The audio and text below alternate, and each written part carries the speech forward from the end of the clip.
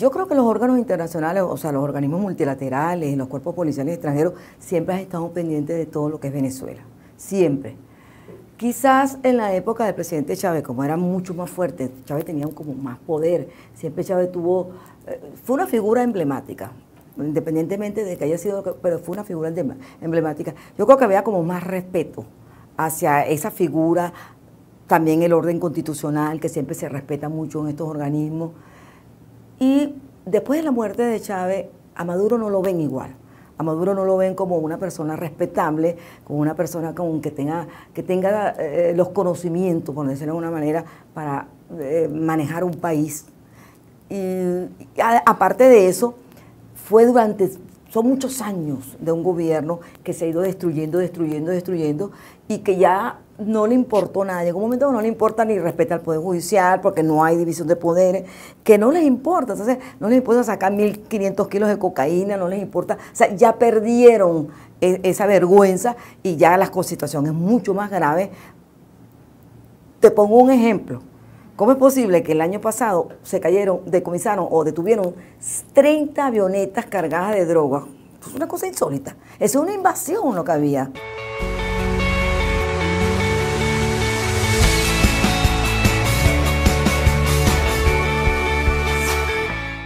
Bueno, yo siempre he dicho y he defendido que Venezuela no era un estado, no era un narcoestado. A mí me parecía terrible que lo dijera. Eso es una cosa para mí terrible.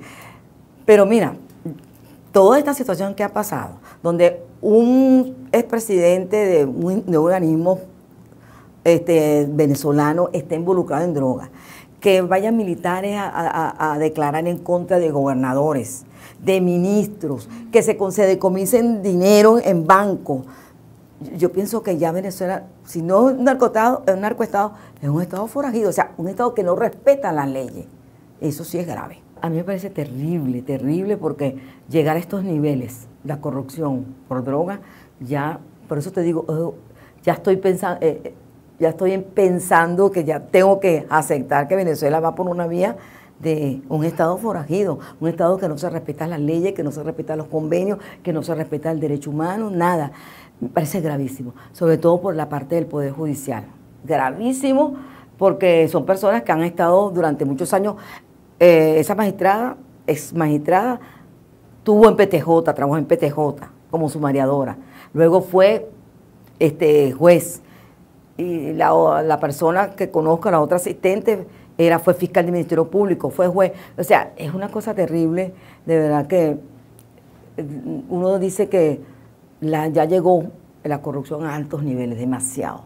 El procedimiento es detener a la avioneta, o la avioneta, si en este caso, llevarla hasta la tierra, decomisar la avioneta, decomisar la droga y llevar detenido a las personas que están involucradas. Es que es muy raro, porque aparte de que se caen mucho las avionetas, pero nunca tú ves la droga, o muy pocas veces los detenidos. Entonces, además es demasiado procedimiento. O sea, yo te digo sinceramente, yo que he llegado a pensar que no es verdad, que ese procedimiento no es cierto, sino que por alguna manera, por decir que están trabajando en el área de las drogas y que están haciendo la cooperación, pero yo de verdad no creo, porque ese procedimiento no es el correcto. Mira, Venezuela siempre ha estado vinculada al problema de drogas, por una razón muy sencilla. Tenemos 2.219 kilómetros de frontera con Colombia.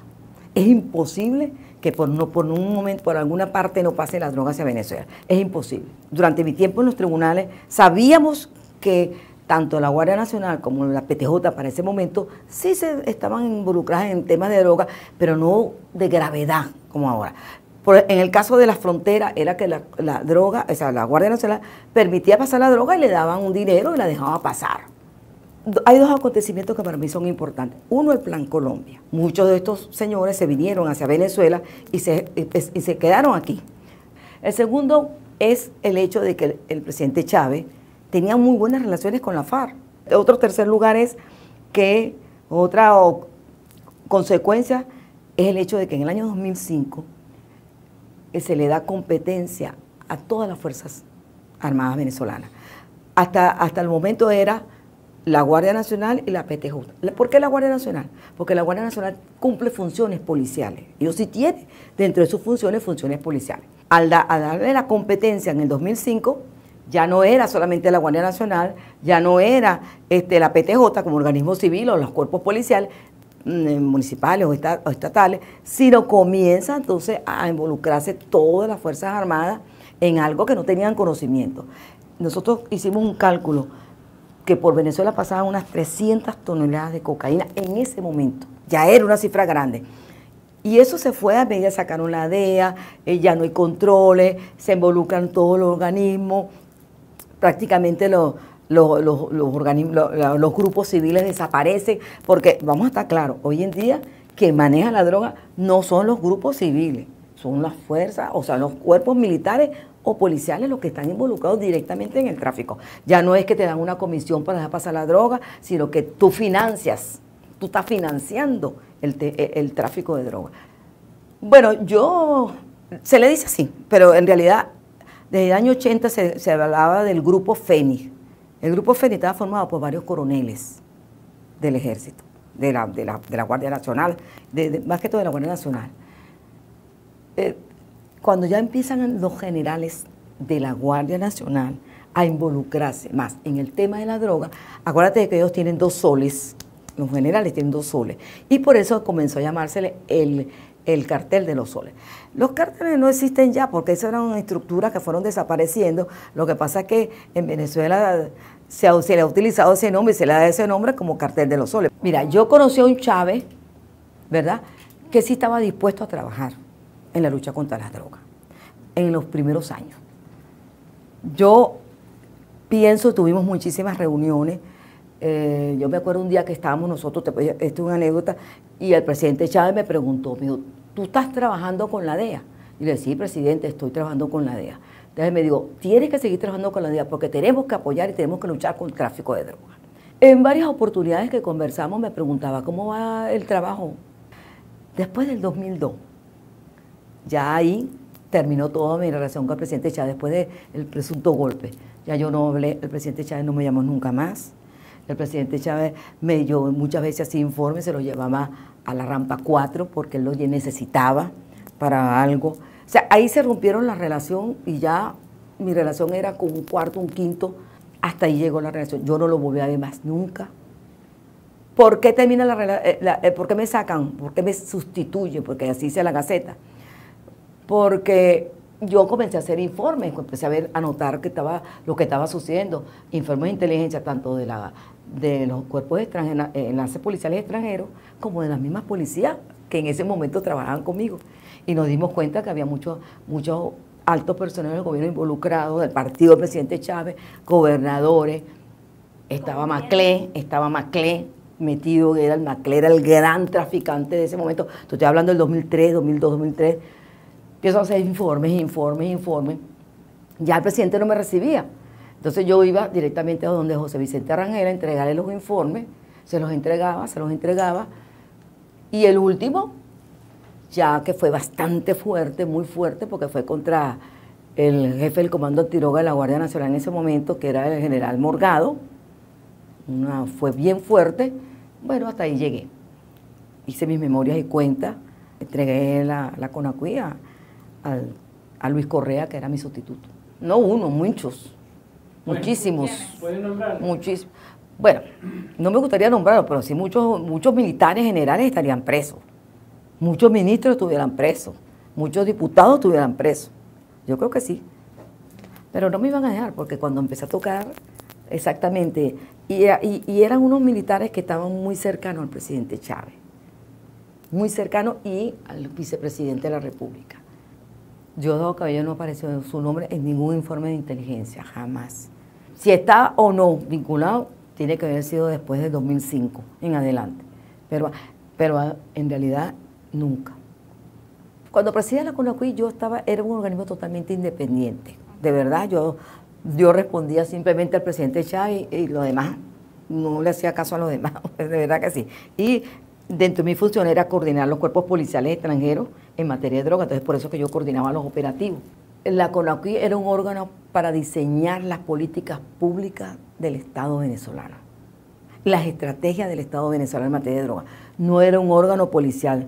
Ahora van chaquetas que dice ONA, como si fuera la DEA. Eso no existe, eso no es el papel de la CONACYT. Mira cómo se puede abrir aquí también en Venezuela un procedimiento a cualquier otra persona que tú sepas que está utilizando tu sistema financiero para lavar dinero o simplemente has hecho actos operativos de droga, ¿cómo se llama eso? ¿Cómo se dice? Has involucrado, has traído droga, has ingresado droga a su territorio. Las leyes de Estados Unidos son distintas a nuestro. Ellos es un derecho casuístico, de manera que ellos se valen de ese derecho casuístico para ellos hacer cualquier actividad que ellos consideren que ponga en juego el peligro o amenace el Estado, la Unión, de Estado, lo que llaman ellos la Unión, o sea, el Estado americano. Para tú enjuiciar a una persona, para tú imputar en Estados Unidos por un caso, un delito tan grave como el tráfico de droga, un delito muy grave, tiene que reunirse un gran jurado para que haya la imputación. Esas actas están resguardadas, no son abiertas al público, es como una especie de secreto sumarial, pero no es lo mismo, pero es como una especie de secreto sumarial.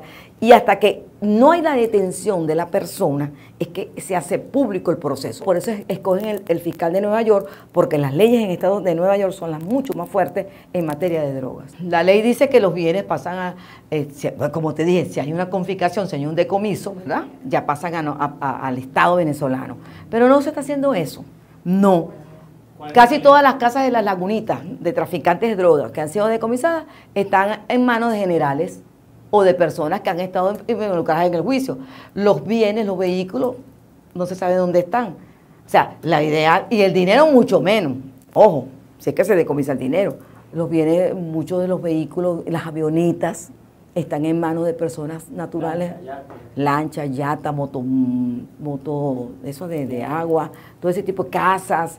Mira, son muchísimos los bienes. No creo que en ningún momento Estados Unidos se atreva a abrir un procedimiento ni decirse que una persona está siendo investigada si no tiene las pruebas en la mano. Es muy difícil. Yo trabajé mucho con la DEA y conozco cómo funciona el sistema y cómo funciona cómo actúa su policía, y sé que si tienen las pruebas, porque las tienen. Y es normal. Ahora, independientemente, eso no quiere decir de que tengan pruebas, claro, que sea culpable o no culpable. Claro. Cuando se quiere que se filtre, se filtra. La salida de la DEA fue una cosa muy violenta y muy cruel y perversa, porque acuérdate que a ellos se les acusó de que las entregas vigiladas era lo que estaban haciendo ellos, que estaban traficando con drogas. Yo me acuerdo cuando yo hablé con el jefe de la DEA, estaba sumamente indignado y molesto, porque son gente muy diferente a uno, son unos policías distintos, no hay bandidos, o sea, sí hay gente contaminada. Tienes que tener una hoja blanca, limpia, sin ninguna manchita para llegar allí, porque por ellos por número. Hay 10, 8, 9, el 19, el 20 es el más alto, el 19 más o menos para ser presidente, una jefe aquí en región, en países como Venezuela. Entonces, ellos les molestó muchísimo esa situación. El presidente Chávez acusó, y el ministro Chacón lo acusó, y el vicepresidente y toda esta gente lo acusaron a ellos. Yo pienso que esta gente empezó a investigar mucho más, y era su deber investigar, pues. Venezuela es un país de tránsito. Venezuela no es productor ni cultivador de droga. No. Venezuela es el principal corredor, se llama corredor de drogas. Así se llama, esa es la palabra exacta que se utiliza en droga. Colombia son los grandes procesadores, además de ellos cultivan, pero ellos viene la materia prima tanto de Bolivia como del Perú, y ahí la procesan. Y aparte de eso ha tenido un gran apoyo de este lado, en estos momentos por Venezuela. Acuérdate que muchos de los asentamientos de la FARC están hacia el estado Apure, hacia el estado Táchira, Barinas, toda esa parte, hay grandes asentamientos de la FARC en Venezuela. Las Naciones Unidas ha dicho que es tan culpable quien procesa, quien cultiva, como quien permite que se utilice su territorio para trasladar la droga. Casi el 90%, el 90% de la droga que se produce en estos países pasa por Venezuela. O sea que casi el 80% de la droga mundial venía de Sudamérica. Por eso yo me atrevo a decir que Venezuela es uno de los mayores corredores de droga de Sudamérica. La delincuencia organizada se enquistó en Venezuela, está arraigada en Venezuela.